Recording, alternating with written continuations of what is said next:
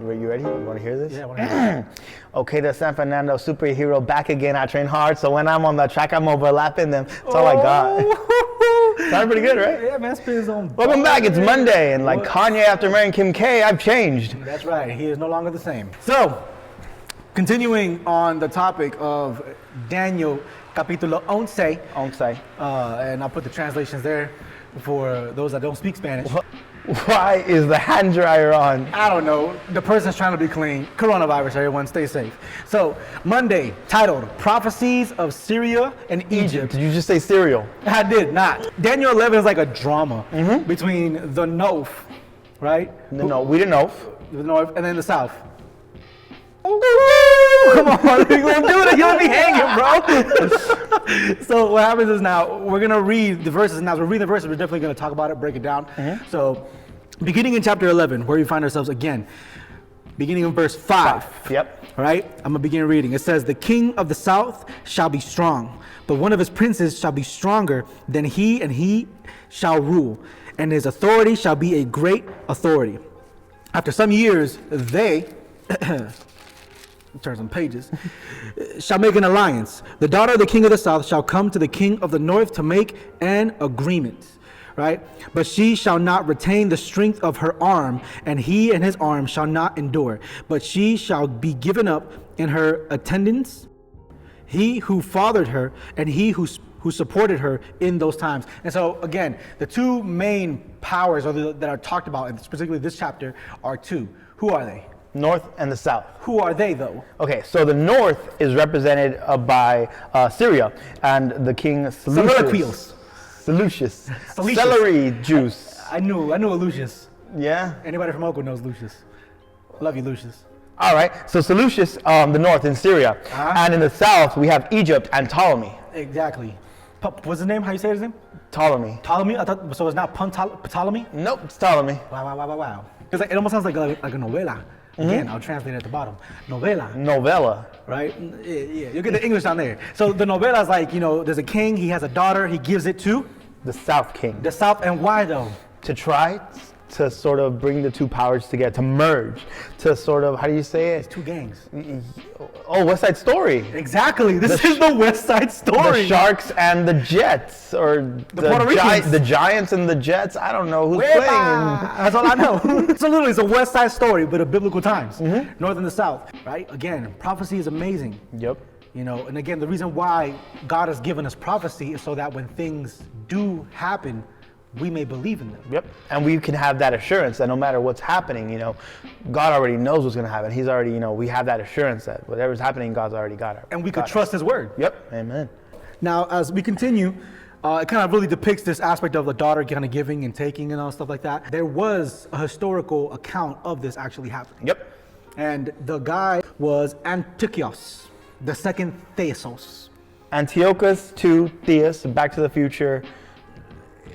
Yes. Yeah. So he talks about the dynasties of marriage, but that alliance would be short-lived. Again, it's talked about in Daniel 6, 11, verse 6, where it talked about that they would be given into marriage, but it wouldn't actually last. Yeah, and the authority would not last, and then the power that had begot her would not be strengthened her in those times. And so the great-grandson, or the grandson of Seleucus, Shir, right, first married Bernice. That's how you know it was a wedding for power. It's a Bernice. It's like all these names, bro, that I can't pronounce. It's a difficult name. It's just a Bernice. No, but it's a Bernice. It's like, yeah. It's like, that's all I hear. Hi. Yeah. Yeah, so Bernice, the daughter of Egyptian king Ptolemy II, Philadelphia's sour creamus. You good? You good? Keep it going with what he said. However, again, that agreement did not last, unfortunately. And a conflict that directly involved the people of God soon resumed. So basically what they're saying is that, there's going to be peace for a time, right? Because of this marriage and sort of this, I guess, how do you call it? Just like a bringing together of the two powers. Yeah. But unfortunately, Bernice couldn't hold it together.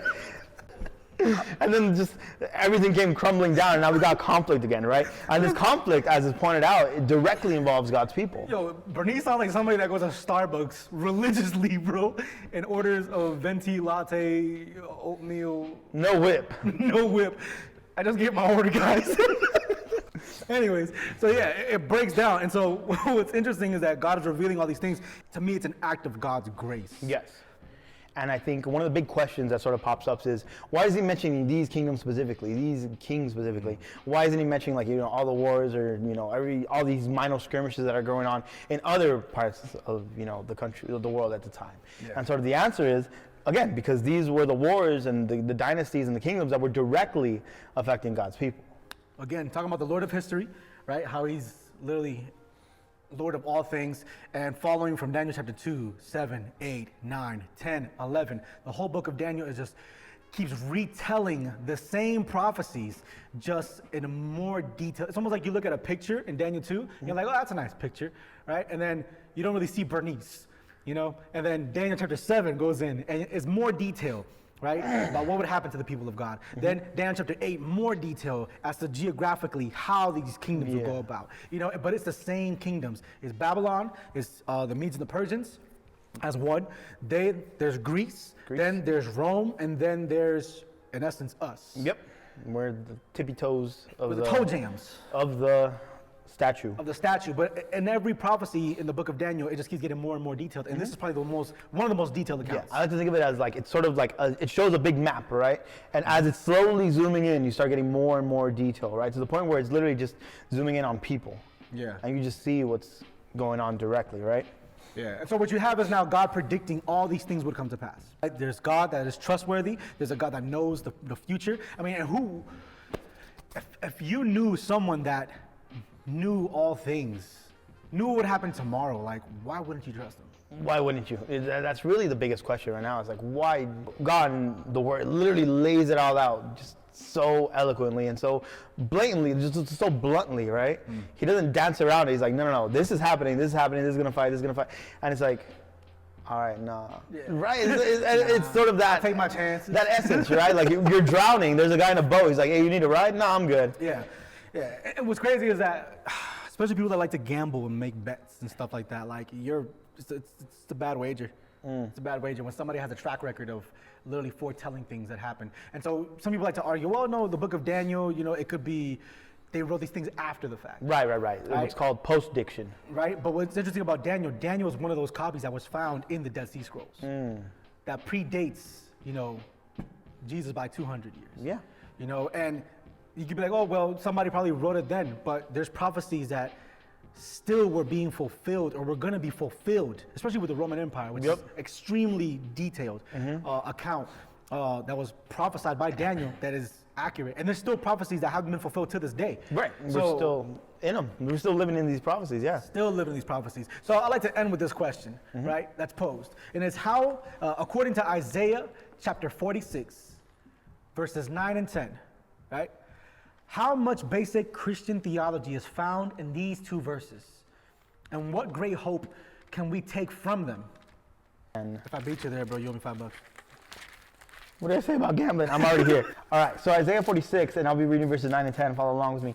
It says, remember the former things of old, for I am God, and there is no other. I am God, and there is none like me, declaring the end from the beginning, and from ancient times things that are not yet done, saying, my counsel shall stand, and I will do all my pleasure.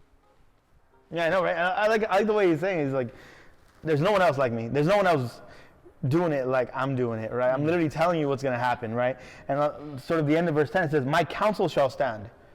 I know what's going to happen. I told you what's going to happen. And I'm giving you advice as to how to live your life while this is happening, right? It says, my counsel shall stand, right? Like, it's just, here's my advice. Take it, leave it. It's going to happen anyways. Yeah. It's going to happen anyways. Now, how scary would these verses be if God wasn't a merciful God? Terrifying. Just, can you imagine just hearing, war, and it's like, all right, good luck. Good luck with that. That God is literally saying, try me. You're worshiping idols, but what makes God, which number one, God is not his name, it's a title. Right. And so it's like what makes someone a God the ability to tell what's going to happen at the end from the very beginning. Like knowing things, right? Right. And God is saying whoever can do that, they have that right for that title.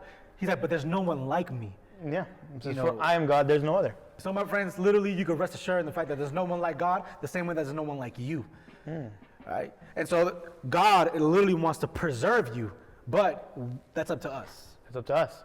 It really is up to us and what we're gonna wager in, right? Are we gonna literally continue to live our lives trying to find out our meaning and our purpose and day to day seeing what we think might happen? Or do you wanna rest in the hands that God is literally just kind of opening up and kind of saying like, listen, I know all things, but I know you fully.